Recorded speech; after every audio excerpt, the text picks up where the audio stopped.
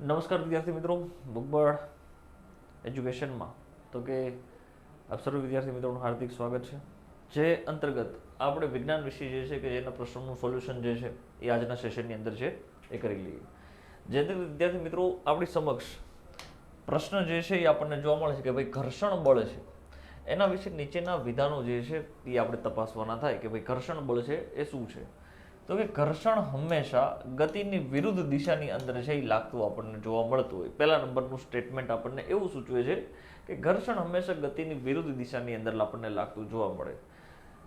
સપાટીની લીસી સપાટી પર ઘર્ષણ બળ જે છે એ આપણને ઓછું જોવા મળતું હોય. તો વસ્તુ જે છે એ આપણને સ્પષ્ટ રૂપથી સાબિત થતી જોવા મળે કે જેટલી સપાટી લીસી હશે તો એના ઉપર જે છે એ ઘર્ષણ બળ પ્રમાણમાં ઓછું લાગતું જોવા મળે, અને જેટલી સપાટી ખરબચડી હશે તો એટલું જ એના ઉપર વધારે ઘર્ષણ બળ છે એ આપણને લાગતું જોવા મળી શકે છે. અને હંમેશા ઘર્ષણ બળ જે છે એ ગતિની કઈ દિશામાં હોય છે તો કે ભાઈ વિરુદ્ધ દિશાની અંદર જે છે એ આપણને જોવા મળતું હોય. તો બંને વિધાનો જે છે એ અહીંયા આપણને સ્પષ્ટ રૂપથી સાચા છે એ જોવા મળે છે. હવે જોવાનું છે ત્રીજા નંબરનું વિધાન. એ પહેલા તો કે 1 અને 2 આવતા હોય એવા વિધાનો જે છે એ સાચા હશે. તો અહીંયા 1 અને 2 છે પણ ત્રીજું બાકી છે એટલે આપણે જોવું પડશે, બરાબર છે. અહીંયા માત્ર 2 અને 3 કીધું છે, એક પણ સાચું છે એટલે આ વિધાન તો નહીં જ આવે. ઓપ્શન બી તો નથી જવાનું. સી જે છે કે જેની અંદર 1 અને 3 કે છે તો બીજા નંબરનું પણ સાચું છે એટલે આ પણ નહીં આવે. જે આ બીજો નંબર દેખાડેલો નથી, અહીંયા 1, 2 અને 3 કીધેલું છે, મતલબ કે આપેલા તમામ. હવે જોઈએ કે વળગણને કારણે ઘર્ષણ જે છે એ આપણને ઉદ્ગમ પામતું છે એ જોવા મળતું હોય, બરાબર. તો એ વાત પણ અહીંયા સાચી જે છે એ આપણને જોવા મળી શકે છે કે ભાઈ વળગણ જે છે કે જેના કારણે સંપર્કમાં આવે એના કારણે ઘર્ષણ જે છે એ આપણને ઉત્પન્ન થતું છે એ જોવા મળતું હોય. ઓપ્શન ડી આપણો જે છે એ કરેક્ટ આન્સર છે એ બની જશે. જરાક એની સમજૂતી આપણે સમજવાનો પ્રયાસ કરીએ તો ઘર્ષણ એ સંપર્ક બળ છે. જ્યારે કોઈ બે સપાટી જે છે, માનો કે આ કોઈ જમીન છે કે જેને આપણે સીધી જમીન તરીકે ઓળખીએ છીએ, સીધી, બરાબર છે, સપાટી, બરાબર છે, સીધી સપાટી હશે. અને એક જે હશે એ કેવી હશે તો કે ભાઈ ખાડા ખડબચડા વાળી જે છે, બરાબર છે.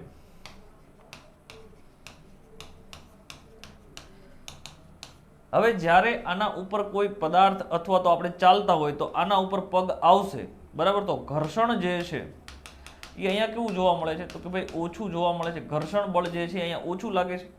અને ખરબચડી સપાટી ઉપર જે છે એ ઘર્ષણનો પ્રભાવ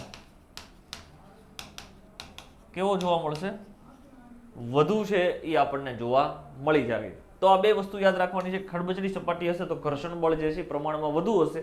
લીસી સપાટી હોય, સીધી સપાટી હોય, બરાબર છે, તો એવા સંજોગો દરમિયાન અહીં તો કે ઘર્ષણ જે છે એ આપણને ઓછું જોવા મળે છે. આ ઘર્ષણ જે છે એ જ્યારે બે વસ્તુઓ એકબીજાના સંપર્કમાં આવે તેવા સંજોગોની અંદર જે છે એ ઘર્ષણ આપણને ઉદ્ગમતું છે એ જોવા મળે છે, બરાબર છે. ગતિની વિરુદ્ધ દિશાની અંદર લાગતું આ બળ છે. યાદ રાખી લેજો, ગતિની વિરુદ્ધ દિશાની અંદર જે છે એ લાગે છે. અને સાથે સાથે તો કે ભાઈ સંપર્ક બળ તરીકે પણ ઓળખવામાં આવે છે. જે બે સપાટીઓ વચ્ચેની સાપેક્ષ ગતિનો વિરોધ કરે છે, બરાબર છે. બે સરફેસ હશે એની સાપેક્ષ ગતિનો શું કરશે તો કે ભાઈ વિરોધ કરશે. તે સપાટીના ખરબચડાપણા પર આધાર જે છે એ રાખે છે. ખરબચડી સપાટી પર વળગણ તો કે વધુ છે એ આપણને જોવા મળે છે. અને ઘર્ષણ જે છે એ પ્રમાણમાં વધુ થતું જોવા મળે છે. જ્યારે લીસી સપાટી હશે તો એના ઉપર તો કે ઘર્ષણ જે છે એ પ્રમાણમાં આપણને કેવું જોવા મળશે તો કે ઓછું છે એ જોવા મળી શકે. તો અહીંયા આપેલ ત્રણેય વિધાનો જે છે મિત્રો એ કેવા રહેશે? સાચા છે. ચલો સેકન્ડ નંબરનો પ્રશ્ન છે ભાઈ નીચેનામાંથી કયું જોડકું કુદરતી રેસા અને તેના સ્ત્રોત માટે યોગ્ય રીતે છે એ જોડાયેલું છે? કઈ જોડ કુદરતી રેસા અને તેના સ્ત્રોત માટે થઈને તો કે ભાઈ યોગ્ય રીતે જોડાયેલી છે? યાદી 1 ની અંદર આપણને રેસા આપેલા છે, યાદી 2 ની અંદર આપણને સ્ત્રોત જે છે એ દર્શાવેલો છે. સૂતર છે, શણ છે, રેશમ છે અને ઊન આપેલું છે. યાદી 2 ની અંદર કપાસનો છોડ છે, શણનો પ્રકાંડ છે, કેસોટા છે અને ઘેટા અને બકરા આપણને જોવા મળી જાય. તો સૂતર જે છે એ આપણને શેમાંથી મળે તો ખ્યાલ છે કપાસના છોડમાંથી જે છે એ આપણને સૂતર મળતું જોવા મળે. હવે 1 ની સામે એ આવે છે એવા વિકલ્પ જોવા જઈએ તો અહીંયા 1 ની સામે એ છે, અહીંયા 1 ની સામે b છે એટલે આ ખોટું થઈ ગયું. અહીંયા 1 ની સામે a છે, મતલબ આ પણ આવી શકે અને આ પણ આવી શકે. અહીંયા એ ની સામે 4 છે એટલે ચલો બે ઓપ્શન તો હટી ગયા કે સી નહીં આવે અને ડી નહીં આવે. હવે બે માંથી જવાબ જોવાનો થાય છે તો બે છે એટલે હવે આપણે આગળ વાંચીએ. ષણ જે છે તો ષણના પ્રકાંડમાંથી મળશે સીધું જ તમને આપેલું છે તો બીજાની અંદર જે છે એ બે આવતું હોય એવું જોઈએ. તો ભાઈ અહીંયા બીજાની અંદર બે છે, અહીંયા પણ છે, રાઈટ છે. આગળ જોઈએ મતલબ હવે આપણે વાંચવું પડશે. રેશમ જે છે તો કે ભાઈ કેશોટામાંથી જે છે એ રેશમ છે એ પ્રાપ્ત કરવામાં આવતું હોય છે અને ઊન જે છે તો એ આપણને ઘેટા અને બકરામાંથી છે એ પ્રાપ્ત થતું જોવા મળે. તો હવે આપણને ખબર પડી કે ભાઈ સી ની સામે 3 આવવું જોઈએ તો અહીંયા સી ની સામે 3 છે નહીં મતલબ કે એ પણ ખોટો છે. જવાબ જે છે એ આપણો કયો આવશે? બી આવશે. અને ઊન જે છે એ આપણને ઘેટા બકરામાંથી છે એ પ્રાપ્ત થતું જોવા મળતું હોય. ડન છે. આપણો આન્સર કયો બની જશે? બી. ચલો ક્લિયર થાય છે. સમજૂતી આપણે મેળવવાનો પ્રયાસ કરીએ. સૂતર બરાબર અને ષણ એ કેવું છે તો કે વનસ્પતિજન્ય રેસા જે છે એ ગણાઈ શકાય બરાબર. એના માટે કોઈ વિશેષ પ્રવૃત્તિઓ જે છે એ હાથ ધરવામાં આવતી નથી. સૂતર જે છે તમે કપાસનો છોડ ઉગાડી દો તો તમને સીધે સીધું જે છે સૂતર મળવા લાગશે. એવી જ રીતે ષણ જે છે એમાંથી તમને ષણના પ્રકાંડમાંથી જે છે તમને ષણ મળવા લાગશે કે જે વનસ્પતિમાંથી આપણને પ્રાપ્ત થાય છે. વનસ્પતિજન્ય રેસા જે છે એ ગણાઈ શકાય છે. જ્યારે રેશમ જે છે અને ઊન જે છે એ કેવા છે તો કે ભાઈ પ્રાણીજન્ય રેસા જે છે એ ગણાવી શકાય છે કારણ કે પ્રાણીમાંથી જે છે એ આપણે મેળવીએ છીએ. રેશમ એ રેશમના કીડાના કેશોટામાંથી જે છે એ મેળવવામાં આવતું હોય છે. ડન. ચલો ત્રીજા નંબર ઉપર આપણે આવીએ છીએ. વાતાવરણમાં રહેલા વાયુઓના પ્રમાણ બાબતે નીચેનામાંથી કયો ક્રમ ઉતરતા ક્રમમાં એટલે કે વધુથી ઓછો જે છે અને એ ક્રમ પાછો સાચો હોવો જોઈએ બરાબર. તો વાતાવરણની અંદર સૌથી વધારે શેનું પ્રમાણ જે છે એ આપણને જોવા મળે તો અહીંયા ઓક્સિજન આપેલું છે જે ખોટું થાય બરાબર છે. નાઇટ્રોજન આપેલું છે તો એ યોગ્ય છે. અહીંયા પણ નાઇટ્રોજન છે એ યોગ્ય છે. અહીંયા ઓક્સિજન છે એટલે ઓક્સિજન તો નહીં આવે. બે ઓપ્શન હટી ગયા, ઓપ્શન એ અને ઓપ્શન ડી. વાતાવરણની અંદર સૌથી વધારે પ્રમાણ જે છે એ આપણને શેનું જોવા મળે છે તો કે ભાઈ નાઇટ્રોજન જે એનું પ્રમાણ જે છે 78% જે છે એ આપણને શું જોવા મળે છે તો કે ભાઈ નાઇટ્રોજન જે છે એ જોવા મળે છે. નાઇટ્રોજન પછી સૌથી વધારે જે છે એ શું જોવા મળે છે? ઓક્સિજન. કેટલા ટકા તો કે ભાઈ 21% જે છે એ ઓક્સિજન જોવા મળે. તો અહીંયા ઓપ્શન સી ની અંદર પણ ઓક્સિજન આપેલું છે, રાઈટ છે. પછી તો કે ભાઈ ઓક્સિજન પછી ઓપ્શન સી ની અંદર એવું કહે છે કે કાર્બન ડાયોક્સાઇડ બરાબર 0.03 અથવા તો 0.4 જે બી હોય તે. અત્યારે અપડેટની અંદર 0.4 દર્શાવાય છે બુકની અંદર, પણ જૂના પુસ્તકની અંદર 0.3 જે છે એ દર્શાવાયેલું છે.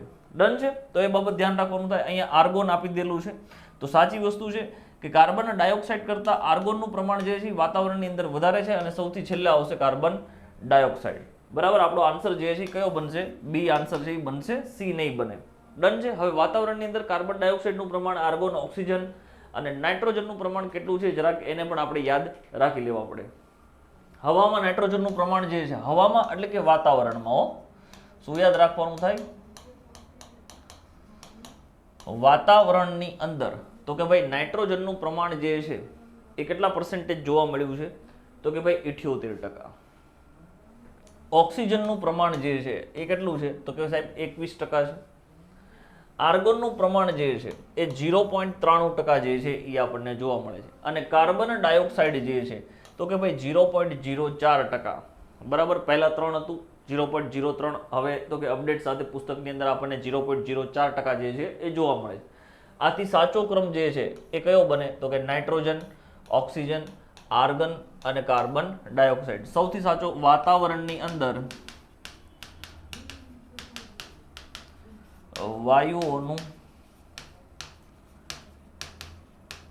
પ્રમાણ જે છે એ તમને પૂછે તો પહેલા ક્રમ ઉપર શું આવે છે? નાઇટ્રોજન 78% બરાબર. સેકન્ડ ક્રમે જે છે એ કયો આવશે? ઓક્સિજન 21%. ત્યારબાદ જે છે ત્રીજો ક્રમ તો કયો આવશે? આર્ગન, જેનું પ્રમાણ છે 0.93%. અને ચોથા ક્રમે જે છે કાર્બન ડાયોક્સાઇડ કે જેને તમે 0.04% અથવા 0.03 આપેલું હોય તો પણ સાચું છે. ડન છે. ચલો આ નવી અપડેટ છે 0.04 એ શું છે?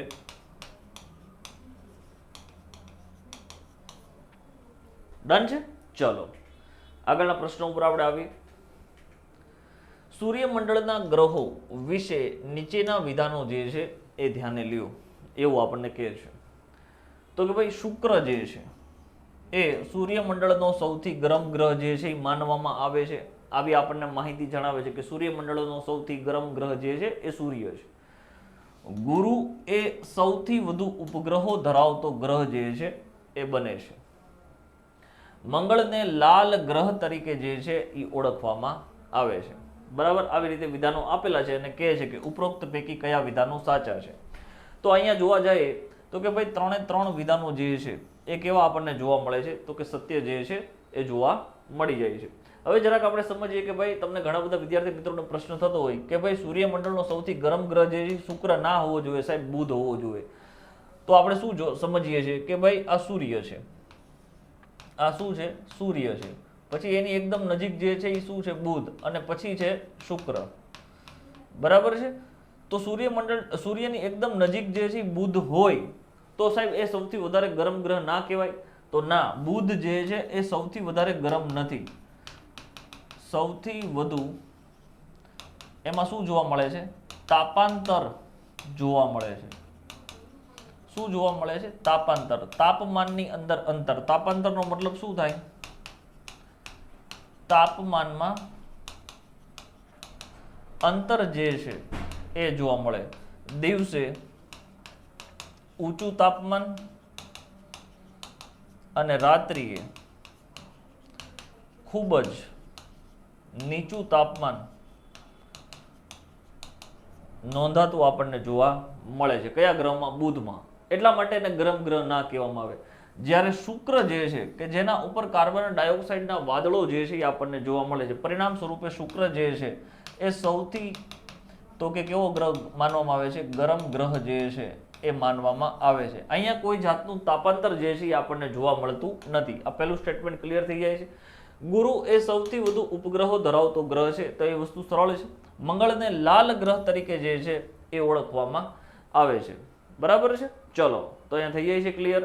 સૂર્યમંડળના ગ્રહોના ક્રમ તમને પૂછે છે તો અહીંયા આપણે યાદ રાખી લઈએ કે સૌથી પહેલા આવશે સૂર્ય, પછી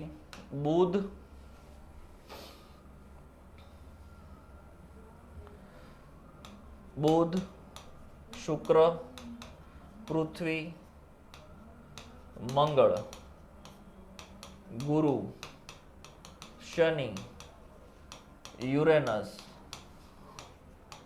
નેપચ્યુન. બરાબર છે. આ ક્રમ થઈ ગયા.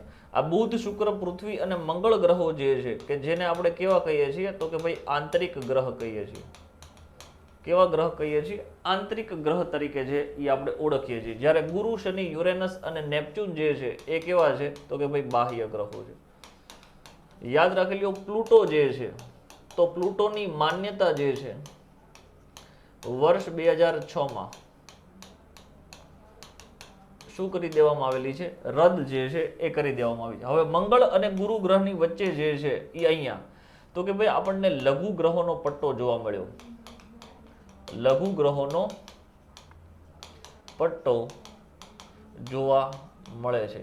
અત્યાર સુધીમાં યાદ રાખી લો, અત્યાર સુધીમાં નોંધાયેલા લઘુ ગ્રહોની સંખ્યા કેટલી છે? 40,000થી વધુ જે છે કે જેની શોધખોળ છે એ થઈ ગયેલી હોય. બરાબર. આ હજુ પણ જે છે એ અસંખ્ય માત્રામાં છે એ આપણને જોવા મળે છે. હવે સૂર્યમંડળની સીમા જે છે કોણ નિશ્ચિત કરે? તો આવો પ્રશ્ન પૂછે. સૂર્યમંડળની સીમા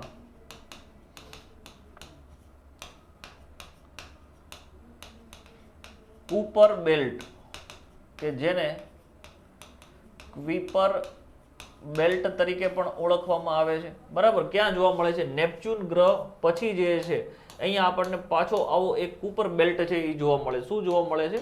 કુપર બેલ્ટ છે એ જોવા મળ્યો છે. અને કુપર બેલ્ટનો સૌથી મોટો સદસ્ય બરાબર, કુપર બેલ્ટનો સદસ્ય જે છે એ કોણ છે? પ્લુટો છે, બરાબર છે. આ કુપર બેલ્ટ જે છે સૂર્યમંડળની એક સીમા જે છે નિર્ધારિત કરે છે કે એની અંદર આવેલા જે કંઈ પણ ગ્રહો જે છે એ કોનો ભાગ રહેશે, તો કે સૂર્યમંડળનો ભાગ જે છે એ બનશે. કુપર બેલ્ટ બહારની જે વસ્તુ છે કે જે સૂર્યમંડળનો ભાગ નહીં ગણાય. ડન છે. તો આ સમજૂતી છે જરાક યાદ રાખી લેવાની થાય છે. સમજૂતીમાં જોઈ લ્યો કે શુક્રના વાતાવરણની અંદર કાર્બન ડાયોક્સાઇડ એટલે કે CO2 નું પ્રમાણ જે છે એ પુષ્કળ પ્રમાણમાં જોવા મળે છે. તો સ્વાભાવિક વસ્તુ છે કે શુક્ર જે છે એ કેવો હશે? સૌથી વધુ ગરમ ગ્રહ જે છે એ માનવામાં આવે છે. જેની સાપેક્ષે તો કે ભાઈ બુધ જે છે એની અંદર સૌથી વધારે શું જોવા મળે છે? સૌથી વધુ તાપાંતર જોવા મળે. સૌથી વધારે શું જોવા મળે છે? તાપાંતર જે છે એ જોવા મળે છે. એના કારણે શુક્ર જે છે કાર્બન ડાયોક્સાઇડનું પ્રમાણ પુષ્કળ પ્રમાણમાં છે, તેથી સૌથી વધારે ગરમ છે. મંગળની સપાટી પર આયન ઓક્સાઇડ જે છે એનું આવરણ જોવા મળે છે. આ આયન ઓક્સાઇડને કારણે ગ્રહ જે છે ગ્રહનો રંગ કેવો લાગે છે? તો કે લાલ રંગ જે છે એ આપણને જોવા મળે છે. વર્તમાન સંશોધન મુજબ ગુરુ પાસે સૌથી વધારે સંખ્યાની અંદર ઉપગ્રહો જે છે એ આવેલા જોવા મળે છે. નેક્સ્ટ પ્રશ્ન ઉપર આપણે આગળ વધીએ તો કે ભાઈ પ્લાસ્ટિકના પ્રકારો વિશે નીચેનામાંથી કયું વિધાન ખોટું છે? બરાબર છે. ખોટું વિધાન તમને પૂછેલું છે કે થર્મોપ્લાસ્ટિકને ગરમ કરતા તે નરમ બને છે. વિધાન સાચું છે. બરાબર, થર્મોપ્લાસ્ટિકને ગરમ કરતા તે કેવું થઈ જાય છે? નરમ બની જાય છે. પોલિથીન એ થર્મોપ્લાસ્ટિકનું ઉદાહરણ જે છે એ માનવામાં આવે છે. તો સાચી વસ્તુ છે. બરાબર, પોલિથીન જે છે એને કેવું માનવામાં આવે છે? થર્મોપ્લાસ્ટિકનું ઉદાહરણ જે છે એ માનવામાં આવે છે. બેકેલાઇટ એ થર્મોપ્લાસ્ટિકનું ઉદાહરણ છે. તો આ વસ્તુ ખોટી છે. બેકેલાઇટ થર્મોપ્લાસ્ટિકનું ઉદાહરણ જે છે એ હોતું નથી. થર્મોસેટિંગ પ્લાસ્ટિકને એક વખત આકાર આપ્યા પછી ગરમ કરીને નરમ જે છે એ કરી શકાતું નથી. તો એ વિધાન પણ સાચું છે. અહીંયા અયોગ્ય વિધાન આપણને પૂછેલું હતું કે ભાઈ ખોટું વિધાન જે છે એ કયું છે? તો આન્સર આવશે આપણો સી. બેકેલાઇટ એ થર્મોપ્લાસ્ટિકનું ઉદાહરણ છે નહીં. સમજૂતી મેળવી. બેકેલાઇટ અને મેલેમાઇન બરાબર છે, આ બંને થર્મોસેટિંગ પ્લાસ્ટિક છે. બરાબર, થર્મોપ્લાસ્ટિક છે નહીં. થર્મોસેટિંગ પ્લાસ્ટિક તરીકે એને ઓળખવામાં આવે છે. બેકેલાઇટ ઉષ્મા અને વિદ્યુતનું અવાહક છે. બરાબર, એમાંથી વિદ્યુત જે છે પસાર થઈ શકતી નથી, અવાહક છે. તેનો ઉપયોગ જે છે સ્વિચો અને વાસણોના હાથા હેન્ડલ, હાથા મતલબ શું થાય? તો કે ભાઈ હેન્ડલ બનાવવા માટે જે છે એ કરવામાં આવતો હોય છે. તો અહીંયા એ બાબત જરાક આપણે યાદ રાખી લેવી પડશે કે ભાઈ શેના ઉદાહરણો છે. તો બેકેલાઇટ અને મેલેમાઇન જે છે એ થર્મોસેટિંગ પ્લાસ્ટિક છે, નહીં કે થર્મોપ્લાસ્ટિક. થર્મોસેટિંગ છે. બરાબર, વિદ્યુત અને ઉષ્માનું અવાહક છે. તેમાંથી વિદ્યુત કે ઉષ્મા જે છે એ પસાર થઈ શકતી નથી. પરિણામ સ્વરૂપે જે છે તેનો ઉપયોગ તો કે ભાઈ સ્વિચ બોર્ડ જે છે બરાબર એની અંદર સ્વિચો બનાવવા માટે કે વાસણના હાથા જે છે એ બનાવવા માટે જે કરવામાં આવતો હોય છે. માનવ શરીરમાં શ્વસન તંત્રનો કયો અંગ અવાજ ઉત્પન્ન કરવા માટે જે છે એ ઉપયોગી છે? અંગ પૂછ્યું છે. કયું અંગ જે છે એ અવાજ ઉત્પન્ન કરવા માટે? તો અહીંયા જે છે લિરિંગ્સ, તમે જવાબ છે એ લખી શકો છો. લિરિંગ્સ બરાબર, કંઠનળીની અંદર આપણને જે છે એ અહીંયા લિરિંગ્સ કરીને એક પડદો જે છે એ જોવા મળતો હોય. જ્યારે આપણે બોલીએ છીએ તો એની અંદર કંપન ઊભું થતું જોવા મળે. લિરિંગ્સની અંદર જ્યારે મનુષ્ય દ્વારા બોલવામાં આવે ત્યારે કંપન ઊભું થાય છે અને અવાજનું શું થાય છે? નિર્માણ. બરાબર છે. અહીંયા શ્વાસ નળી ના આવે, ફેફસા ના આવે, નાસિકા કોટાર ના આવે. અને ગુજરાતી ભાષાની અંદર શું કહેવામાં આવે? સ્વર યંત્ર જે છે એ કહેવામાં આવે. શું કહેવામાં આવે? સ્વર યંત્ર જે છે એ કહેવામાં આવે. અંગ્રેજી ભાષાની અંદર એને આપણે લિરિંગ્સ તરીકે પણ છે એ ઓળખીએ છીએ. ડન છે. ચલો, સમજૂતી. ગળાના ભાગમાં આવેલું સ્વર યંત્ર જેને આપણે લિરિંગ્સ તરીકે ઓળખીએ છીએ, અવાજ ઉત્પન્ન કરે છે. જ્યારે હવા તેમાંથી પસાર થાય છે ત્યારે તેમાં રહેલા તંતુઓની અંદર કંપન એટલે કે ધ્રુજારી, કંપન પણ અહીંયા લખેલું હોય, કંપન અથવા તો ધ્રુજારી જે છે એ અનુભવાતી આપણને જોવા મળે અને એના થકી જે છે એ શું ઉત્પન્ન થાય છે તો કે ભાઈ અવાજ જે છે એ ઉત્પન્ન થતો આપણને જોવા મળી જાય છે. નેક્સ્ટ, પૃથ્વી પર કોઈ વસ્તુનું વજન 60 ન્યૂટન હોય તો ચંદ્ર પર જે છે તેનું અંદાજિત વજન કેટલું થાય? હવે આપણને ખ્યાલ છે કે ભાઈ પૃથ્વી ઉપર જેટલું ગુરુત્વાકર્ષણ બળ જે છે એ જોવા મળે છે એના કરતાં ચંદ્ર ઉપર જે છે એ છઠ્ઠા ભાગનું જે છે એ જોવા મળે. ચંદ્ર ઉપર ગુરુત્વાકર્ષણ બળ જે છે કેટલા ભાગનું છે? છઠ્ઠા ભાગનું. તો સીધું 60 ને 6 વડે તમે ભાગો એટલે જવાબ શું આવશે? 10 જવાબ જે છે એ આવી જાય. બરાબર છે, કારણ કે ચંદ્ર ઉપર છઠ્ઠા ભાગનું છે, પૃથ્વી ઉપર 60 હોય તો ચંદ્ર ઉપર છઠ્ઠા ભાગનું, 6 વડે ભાગો 60 ને એટલે 10 જવાબ આવશે. તો કેટલું આવશે? 10 ન્યૂટન જે છે એ આપણને જોવા મળી શકે છે. ડન છે? ચલો નેક્સ્ટ, સમજૂતીની વાત કરીએ તો ચંદ્ર ઉપર ગુરુત્વાકર્ષણ બળ પૃથ્વીના ગુરુત્વાકર્ષણ બળ કરતા છઠ્ઠા ભાગનું તો કે જોવા મળતું હોય. તેથી 60 ન્યૂટનને તમે 6 વડે ભાગો તો 10 ન્યૂટન વજન જે છે એ ચંદ્ર ઉપર છે એ માનવામાં આવતું હોય. બરાબર, દળ હંમેશા અચળ રહે છે, વજન જે છે એ હંમેશા બદલાતું આપણને જોવા મળતું હોય. ક્લિયર છે? ચલો આગળ, પવનની ગતિ માપવા માટે કયા સાધનનો ઉપયોગ જે છે એ કરવામાં આવતો હોય છે? હવે થર્મોમીટર જે છે તો કે ભાઈ તાપમાન માપવા માટે, બેરોમીટર જે છે હવાના દબાણ માપવા માટે,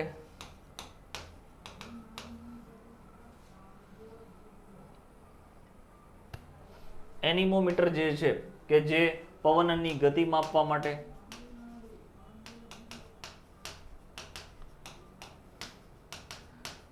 અને હાઇગ્રોમીટર જે છે એ તો કે ભાઈ સમુદ્રની ઊંડાઈ માપવા માટે જે છે એ જનરલી ઉપયોગમાં આવતો હોય. તો આપણને પૂછ્યું છે પવનની ગતિ માપવા માટે, તો પવનની ગતિ માટે જે છે એ શું આવશે? એનિમોમીટર જે છે એ આવશે. બરાબર છે? ચલો, અચ્છા સોરી, આપણે હાઇગ્રોમીટરની અંદર અહીંયા હાઇગ્રો છે, સોરી આપણે ડ્રો વાંચી ગયા છે. હાઇગ્રોમીટરની અંદર જે છે એ હવામાં રહેલો ભેજ જે છે એ યાદ રાખવાનું થાય. શું યાદ રાખશું? હવામાં રહેલો ભેજ.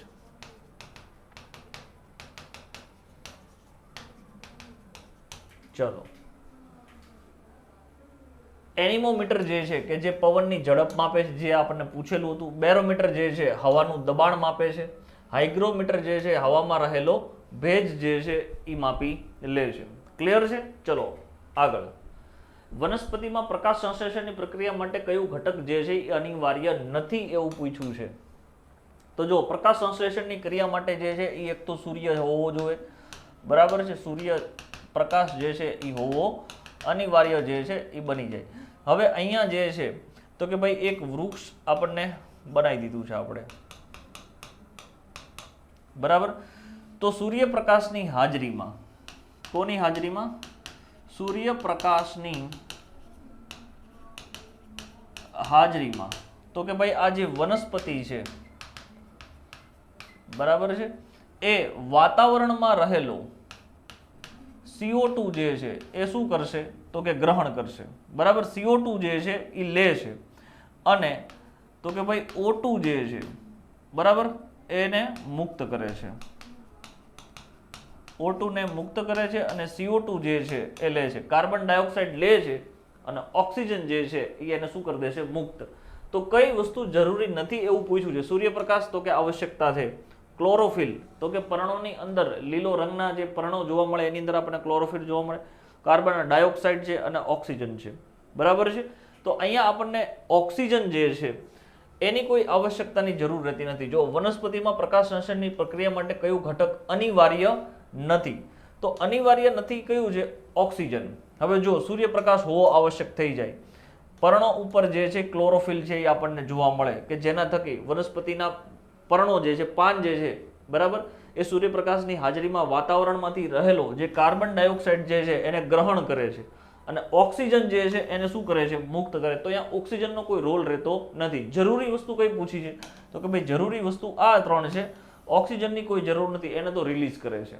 ડન છે? ચલો નેક્સ્ટ, સમજવું જોઈએ તો પ્રકાશ સંશ્લેષણ માટે સૂર્યપ્રકાશ, હરિત દ્રવ્ય એટલે કે ક્લોરોફિલ જે છે, બરાબર, જેના કારણે વનસ્પતિ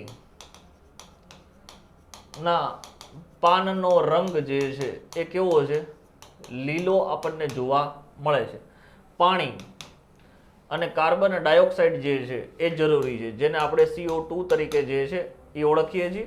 પાણી જે છે કે જેને આપણે H2O તરીકે છે એ ઓળખીએ છીએ. ઓક્સિજન આ પ્રક્રિયા દરમિયાન આડ પેદાશ તરીકે શું થાય છે? મુક્ત થાય છે. એટલે કે ઓક્સિજન જે કે જેને આપણે તો કે O2 તરીકે છે એ ઓળખીએ છીએ કે જે તો કે મુક્ત થાય છે, રિલીઝ થાય છે. તે પ્રક્રિયા માટે જરૂરી હોતો નથી. ડન છે? ચલો.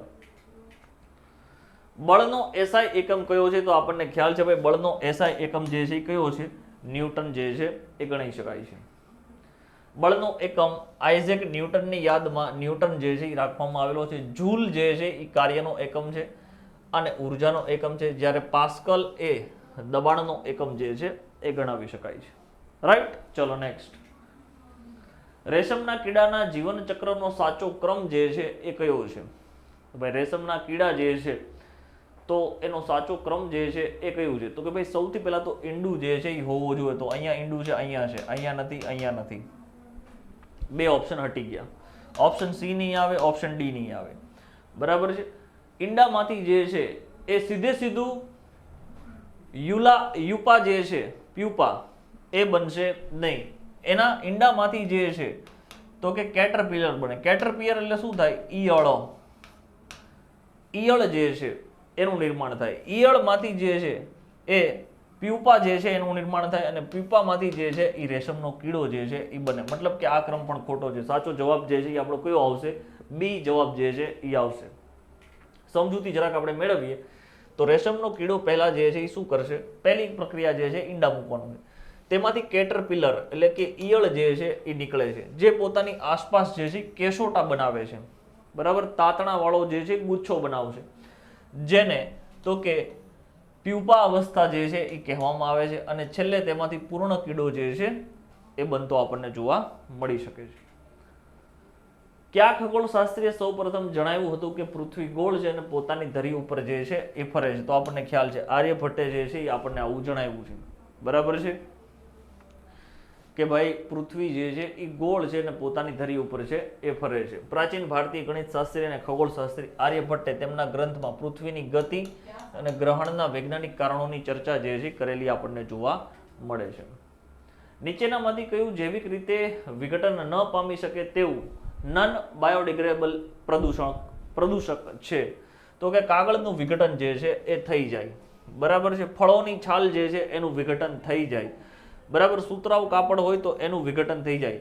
પરંતુ પ્લાસ્ટિકની થેલી હોય, કાચ છે, બરાબર, પ્લાસ્ટિકની થેલી હોય, કાચ છે કે જેનું વિઘટન થતું નથી, વિઘટન થતું નથી.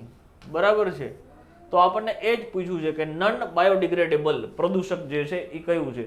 તમે આજે કાચની બોટલ જે છે એને તમે જમીનની અંદર ખાડો ગાડીને દાટી દેશો, 100 વર્ષ પછી તમે જોશો તો કાચની બોટલ એમને એમ જ હશે, એનું વિઘટન થતું નથી. એવી જ રીતે પ્લાસ્ટિકની થેલી જે છે એનું પણ વિઘટન જે છે એ થતું નથી. ચલો. પ્લાસ્ટિક એ કુદરતી પ્રક્રિયા દ્વારા વિઘટન પામતું નથી અને હજારો વર્ષો સુધી પર્યાવરણની અંદર છે એ રહે છે. અને તેથી અવિઘટનીય કચરો જે છે એ કહેવામાં આવે છે નન બાયોડિગ્રેડેબલ. બાયોડિગ્રેડેબલ એટલે કે જેનું વિઘટન થઈ શકે તેવું, અને નન બાયોડિગ્રેડેબલ એટલે કે જેનું વિઘટન શક્ય નથી તે. નેક્સ્ટ. એક પદાર્થ 10 સેકન્ડમાં 50 મીટર અંતર કાપે છે તો તેની ઝડપ જે છે એ શું હોય? તો ઝડપ બરાબર અંતરના છેદમાં સમય. આવું સૂત્ર હોય. શું હોય? ઝડપ બરાબર અંતરના છેદમાં સમય. કારણ કે આપણને ઝડપ જે છે એ શોધવાનું પૂછ્યું છે. બરાબર છે? એક પદાર્થ 10 સેકન્ડની અંદર, તો આપણને સમય જે છે એ આપી દીધો છે. કેટલી સેકન્ડમાં? 10 સેકન્ડની અંદર કેટલું અંતર કાપે છે? તો કે ભાઈ 50 અંતર કાપે છે. તો આપણને સીધો જવાબ જે છે એ મળી ગયો. બરાબર છે કે ભાઈ અહીંયા 50 ને તમે 10 વડે ભાગો એટલે આન્સર જે છે એ કેટલો આવશે? 5 મીટર જે છે એ તમારો જવાબ આવી ગયો છે. બરાબર? કેટલો આવશે? 5 મીટર. ઝડપ બરાબર અંતરના છેદમાં સમય. સૂત્ર તમારે યાદ રાખી લેવું. ચલો સમજૂતી. ઝડપ બરાબર અંતરના છેદમાં સમય સૂત્ર છે. અહીં 50 જે છે એ શું છે ભાઈ? તો કે અંતર છે. સમયગાળો કેટલો છે? 10 ભાગશો તમે એટલે 5 જવાબ જે છે એ આવી જશે. સજીવોના વર્ગીકરણનો સૌથી નાનો એકમ જે છે એ શું બની જાય? કુળ બને, વર્ગ બને, જાતિ બને, સૃષ્ટિ બને. તો અહીંયા સૌથી નાનો એકમ જે છે એ શું છે? જાતિ છે. બરાબર છે. આ સજીવોના વર્ગીકરણ જે છે એ કોણે કરેલું છે? તો કે ભાઈ કેરોલસ લિનિયસે. કોણે કરેલું છે? કેરોલસ લિનિયસ દ્વારા જે છે એ સજીવોનું વર્ગીકરણ છે એ કરવામાં આવેલું છે. ડન. ચલો,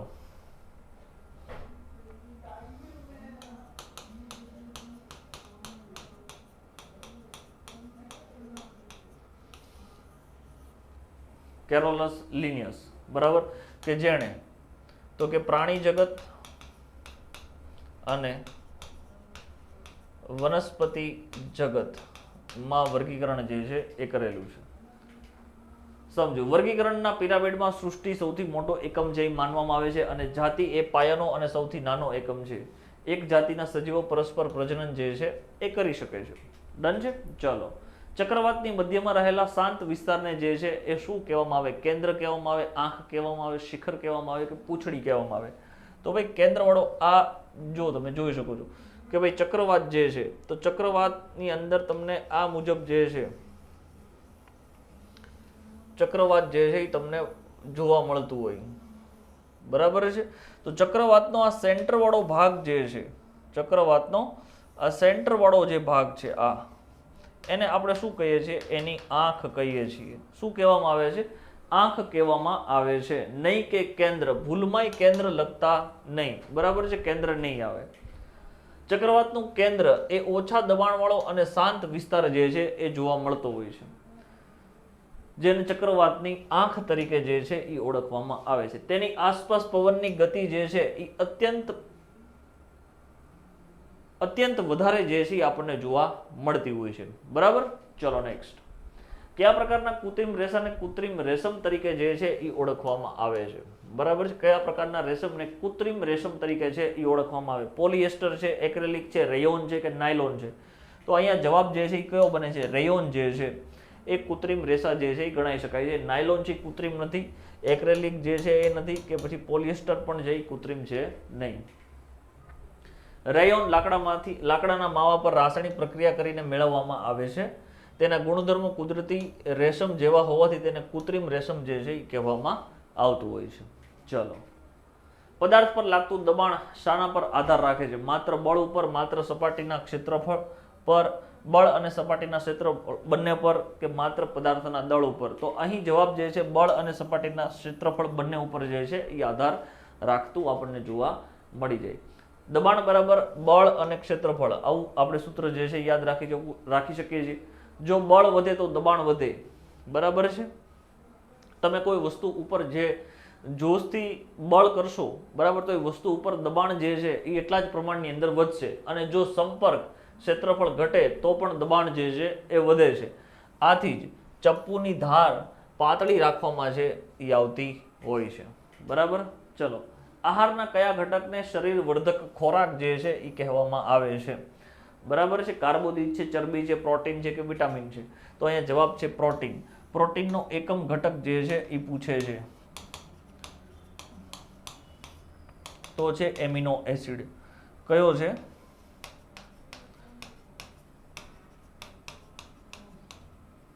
એમિનો એસિડ છે. અત્યાર સુધીમાં શોધાયેલા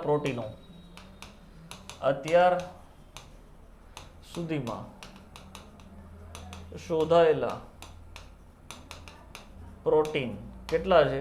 તો કે ભાઈ 22 છે. અત્યાર સુધીમાં શોધાયેલા પ્રોટીનની સંખ્યા જે છે એ કેટલી છે? તો કે ભાઈ 22 જેટલી જે છે એ આપણને જોવા મળે છે. બરાબર છે. ચલો નેક્સ્ટ. તો કે પ્રોટીન નવા કોષોના નિર્માણ અને તો કે ઘસારાને પહોંચી વળવા જરૂરી છે, તેથી તે શરીર વર્ધક જે છે કહેવામાં આવે છે. કાર્બોદિત અને ચરબી જે છે એ તો કે શરીરને ઉર્જા જે છે એ આપે છે. આકાશમાં તારાઓ ટમટમતા દેખાવાનું મુખ્ય કારણ જે છે એ શું છે? બરાબર. ઘણી બધી વખત પૂછાયેલો પ્રશ્ન છે. પ્રકાશનું વક્રીભવન જે છે એ જવાબદાર માનવામાં આવે છે. બરાબર છે. કઈ પ્રક્રિયાને મતલબ તારાઓ જે છે એ શા માટે સ્વયં પ્રકાશિત છે? આવું તમને જ્યારે પૂછે કે તારાઓ જે છે એ કયા કારણથી સ્વયં પ્રકાશિત છે, તો કે ભાઈ તારાઓની અંદર હાઇડ્રોજન અને હિલિયમ જે છે એ બનવાની પ્રક્રિયા જે છે એ નિરંતર શરૂ રહેતી જોવા મળે. હવે અહીંયા 2 હાઇડ્રોજન બરાબર, 2 હાઇડ્રોજન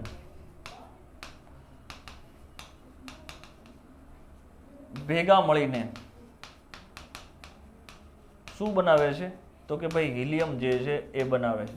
આ હિલિયમ જે છે એ શું કરશે, તો કે ભાઈ ઉર્જા મુક્ત કરશે.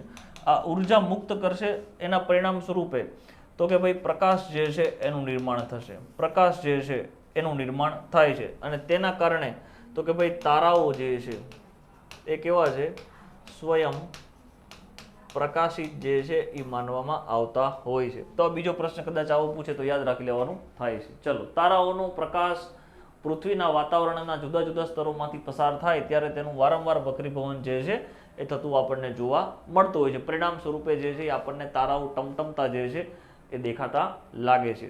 ડન. કયા પ્રકારના પ્લાસ્ટિકનો ઉપયોગ અગ્નિશામક દળના જવાનોના કપડાં બનાવવા માટે જે છે એ કરવામાં આવતો હોય છે? બેકેલાઇટ, પીવીસી, પોલિથીન કે મેલેમાઇન? તો અહીંયા જવાબ જે છે એ કયો છે? મેલેમાઇન જે છે તમારે યાદ રાખી લેવાનો થાય છે. રાઈટ છે. મેલેમાઇન એ અગ્નિવર્ધક પ્લાસ્ટિક છે જે અન્ય પ્લાસ્ટિક કરતાં ગરમીને વધુ સહન જે છે એ કરી શકે છે. તેથી તેનો ઉપયોગ જે છે ખાસ કરીને ખાસ કપડાં એટલે કે જે તો કે જવાનો જે છે બરાબર, અથવા તો અગ્નિશામક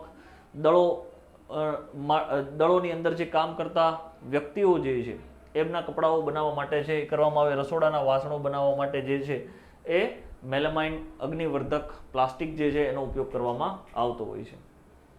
શૂન્ય અવકાશની અંદર પ્રકાશની ઝડપ આશરે કેટલી હોય છે? બરાબર છે. તો ભાઈ શૂન્ય અવકાશની અંદર પ્રકાશની ઝડપ 3 લાખ કિલોમીટર પ્રતિ સેકન્ડ જે છે એ આપણને જોવા મળે છે. કેટલી જોવા મળે છે? 3 લાખ કિલોમીટર પ્રતિ સેકન્ડની ઝડપે જે છે એ શૂન્ય અવકાશની અંદર પ્રકાશ જે છે એ ગતિ કરતો આપણને જોવા મળે. પ્રકાશની ઝડપ કુદરતમાં એટલે કે સૌથી વધારે જે છે એ નોંધાયેલી છે, જે સેકન્ડ દીઠ 3 લાખ કિલોમીટર જે છે એ અંતર કાપી નાખે છે. પણ ક્યાં? તો કે શૂન્ય અવકાશ હોય તેવા સંજોગોમાં. પૃથ્વીની આસપાસ ફરતા કૃત્રિમ ઉપગ્રહોને કયા બળને કારણે પોતાની કક્ષામાં જે છે એ જળવાઈ રહેલા જે છે એ જોવા મળે છે? તો કે ભાઈ અહીંયા સૂર્ય છે, આપણે માની લઈએ આ છે આપણો પૃથ્વી. તો બરાબર, તો સૂર્ય દ્વારા જે લગાડવામાં આવેલું ગુરુત્વાકર્ષણ છે એને કારણે જે છે એ એની કક્ષાની અંદર છે એ જળવાયેલો જોવા મળી શકે છે. તો કયું આવશે? ગુરુત્વાકર્ષણ બળને કારણે તો કે ભાઈ કૃત્રિમ ઉપગ્રહો બરાબર એ પૃથ્વીની આસપાસ ફરતા તો કે આપણને જોવા મળે. આ તમને મેં તો કે આપણે સૌરમંડળનું ઉદાહરણ જે છે એ જણાવ્યું. અને એવી જ રીતે તો કે ભાઈ પૃથ્વી હોય બરાબર છે, તો પૃથ્વી ઉપરથી છોડવામાં આવેલો કોઈ ગ્રહ જે છે બરાબર છે, માની લઈએ આ પૃથ્વી છે બરાબર, અને એના દ્વારા કોઈ છોડવામાં આવેલો ઉપગ્રહ જે છે બરાબર, કૃત્રિમ ઉપગ્રહ માની લે કોઈ XYZ આપણે કૃત્રિમ ઉપગ્રહ જે છે એ છોડ્યો, તો પૃથ્વી દ્વારા જે અહીં તો કે ગુરુત્વાકર્ષણ બળ છે એ જોવા મળે. ગુરુત્વાકર્ષણ બળ જે છે એ જોવા મળ્યું, પરિણામ સ્વરૂપે જે છે તેની આસપાસ જે છે એ ફરતો આપણને જોવા મળી શકે છે. ડન છે. ચલો, પૃથ્વીનું ગુરુત્વાકર્ષણ બળ ઉપગ્રહને જરૂરી કેન્દ્રગામી બળ જે છે એ પૂરું પાડે છે, જેનાથી પૃથ્વી પર પડ્યા વગર નિશ્ચિત કક્ષાની અંદર છે એ ફરતો આપણને જોવા મળશે. પારિસ્થિતિક તંત્ર એટલે કે ઇકોસિસ્ટમ શબ્દનો સૌપ્રથમ પ્રયોગ જે છે એ કોણે કરેલો હતો? તો A.G. ટાન્સલી દ્વારા ઇકોસિસ્ટમ શબ્દનો સૌપ્રથમ પ્રયોગ જે છે એ કરવામાં આવેલો હતો. કોના દ્વારા? A.G. ટાન્સલી દ્વારા સૌપ્રથમ તો કે ભાઈ ઇકોસિસ્ટમ શબ્દનો પ્રયોગ જે છે એ કરવામાં આવેલો છે. જોઈએ, વર્ષ 1935 ની અંદર A.G. ટાન્સલીએ જૈવિક અને અજૈવિક ઘટકો વચ્ચેનો ભેદ અથવા તો આંતર સંબંધોને દર્શાવવા માટે થઈને આ શબ્દનો પ્રયોગ જે છે એ કરી દીધેલો હતો. હવે પ્રશ્ન થાય કે ભાઈ જૈવિક ઘટક અને અજૈવિક ઘટક જે છે એ શું છે? જૈવિક ઘટક અને અજૈવિક ઘટક જે છે એ શું છે? જૈવિક ઘટક કે જેમાં જીવ છે તે, જે